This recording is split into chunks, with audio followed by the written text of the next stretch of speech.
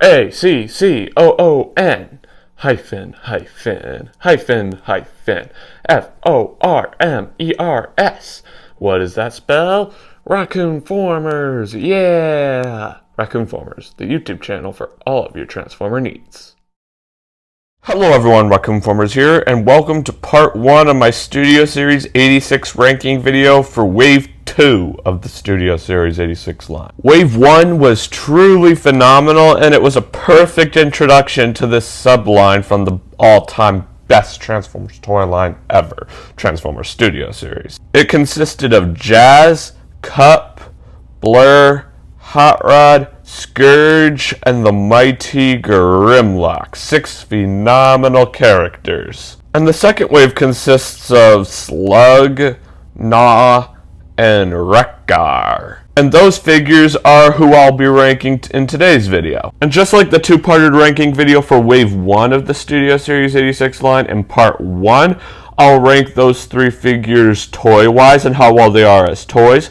And in Part 2, I'll rank all of the characters that Hasbro added to the second wave of the Studio Series 86 line, movie-wise, and how well they are in the movies. Yes, I know this ranking video will be a bit shorter than my ranking video for Wave 1, since there were 6 figures in Wave 1, and there are only 3 figures in Wave 2, but hopefully it'll still be enjoyable. Now, without further ado, let's begin. Taking the third spot on my list and being my least favorite Studio Series 86 figure from Wave 2 goes to the Transformers Studio Series number 8608, Deluxe Class Gnaw. This was a very hard decision to make.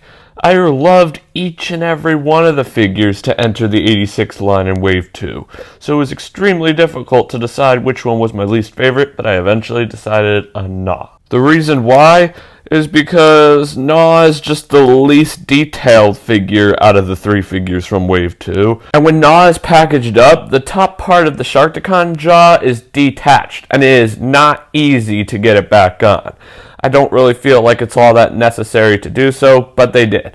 But Gnaw does have good qualities. Let's stop being Eeyore and take a look at some of them. His Sharkticon mode looks incredibly accurate to how it appeared in the 1986 film, and the paint deco is gorgeous. He has tons of articulation, including his little T-Rex-like arms, and it's overall a phenomenal looking alt mode. The only real thing I don't like about his Sharkticon mode is how there isn't any way to hide the head. It's just literally inside of the Sharkticon mouth. I feel like they could have done a lot to fix that, but they didn't. It's sad, but it's still overall an A- in my opinion. His robot mode looks incredibly accurate as well.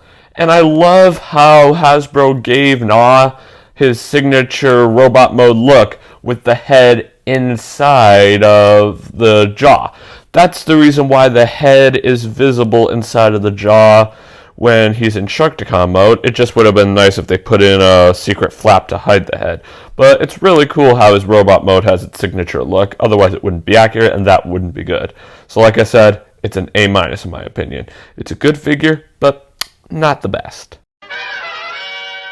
Taking the second spot on my list goes to the Transformers Studio Series number 8609, Voyager Class Wreck-Gar. The reason why he isn't in first place, because this figure is actually quite decent, is because the wheels are accessories that you have to remove to be able to transform them back and forth between robot mode and motorcycle mode, and I really do not like that. Like, what'll happen if one of the wheels get lost? That means you'll have a unicycle rather than a motorcycle, and the Wreck-Gar model isn't meant to be a unicycle, so that would not be all that good, and it just would have been a teensy-weensy bit nicer if the wheels were a part of the figure rather than accessories, you know? So you're probably thinking, Raccoon-Formers, if you don't like that feature about Wreck-Gar, why isn't he in third place? Well, there is something about Gnaw that I hate even more than the wheels not being connected in Wreck-Gar. I really do not like how Gnaw's robot mode head is visible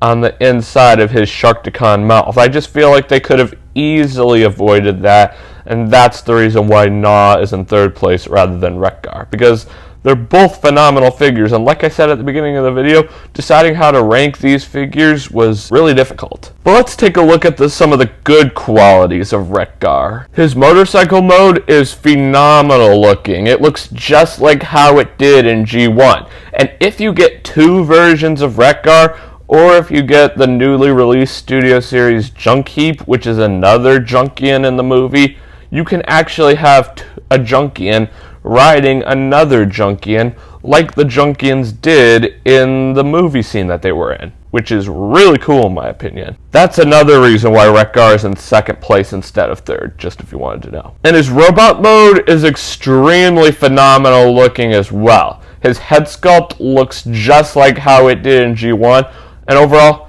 it's a phenomenal robot mode. I don't have anything bad to say about that. So overall, my point is, Wreck-Gar is a phenomenal figure, but there are things I wish that were different about him. That's all. But A- of a figure, in my opinion. And taking the first spot on my list and being my favorite Studio Series 86 figure of Wave 2 has to go to the Transformers Studio Series number 8607, Leader Class Dinobot Slug. The Studio Series 86 Dinobots have been some of the greatest Leader Class figures in all of Studio Series history, and Slug is a perfect example of that. He is awesome. Grimlock was my favorite 86 figure of Wave 1, and Slug is my favorite 86 figure of Wave 2. His Triceratops mode looks absolutely phenomenal. I don't have anything bad to say about his Triceratops mode. One thing that I really like is how his head isn't visible on the inside of his Dinobot mouth. Slug is another Beast character who has his robot mode head inside of his Beast mode's mouth, just like Gnaw. And unlike Gnaw, they actually put a flap that covers up Slug's robot mode face. You wouldn't even know it's there. Take a look. See what I mean? Could you tell if it was there? Let me know down below. And it's kind of ironic that they did that for Slug and not Gnaw, because Slug was actually made before Gnaw. He's Studio Series 8607, and Gnaw is Studio Series 8608. I'm kind of a bit confused on what happened there, but it's alright. The two figures are awesome. Slug is just more awesomer than Gnaw. His robot mode is also awesome as well. I don't have anything bad I need to say about it from the front side. The only things I don't really like about Slug here are on his backside. As y'all can see, there's just a bunch of kibble there, and it's incredibly loose. None of that kibble actually tabs in, so it just flops all over loosey-goosey like, and it just would have been nice if they put a little bit of stuff in place to keep that kibble from flopping around. The kibble there, I don't mind.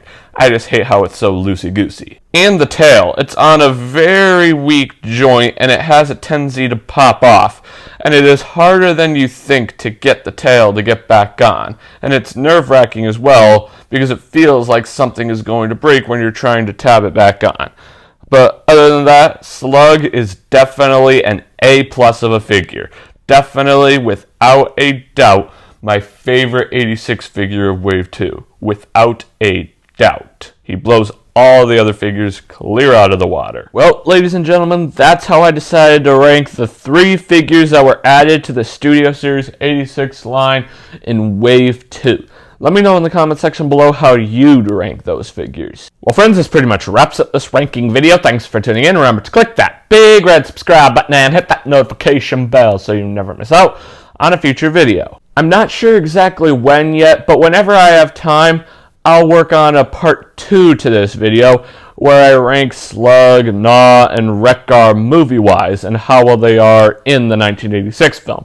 That's what I did with Wave 1 of the Studio Series 86 line, and I'm going to continue that tradition over to Wave 2 and beyond for the Studio Series 86 line. So, stay tuned for that. Anyway, that's all I have to say. As always, I'm Raccoon-Formers, and I'll catch you next time, y'all. Peace.